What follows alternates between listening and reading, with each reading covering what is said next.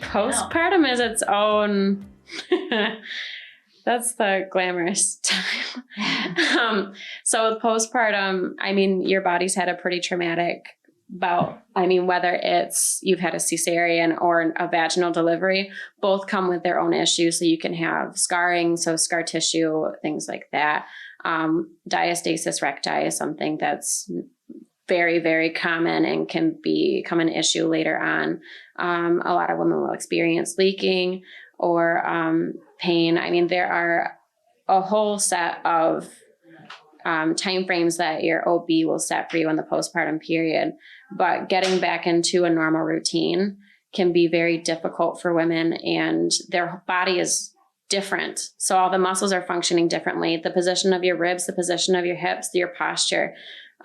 Getting yourself back into a routine can be very difficult. So having another set of eyes on you to look at you and go, these muscles are not firing right. Your form is looking a little wonky, and trying to get an idea of how to get you back into the shape you were in beforehand can be very beneficial to have someone else helping you and looking. Mm-hmm. And I feel like we would encourage, even if you're not having any active symptoms, anybody that's just had a baby or that's pregnant should see a physical therapist just to get that assessment, because it might not be right now that you're experiencing these symptoms, but then give it a month, give it a couple years, give it a couple more children, and those things might come up. So I think even just being preventative with it is huge. Yeah. Mm-hmm.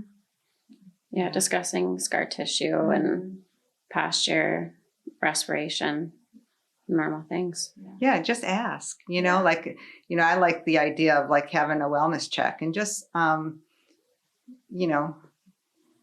start the dialogue, advocate for yourself.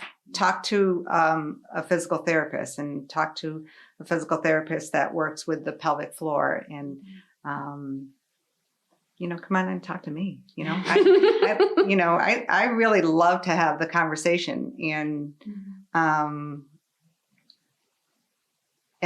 see if it's something that you need to get therapy for. Maybe not,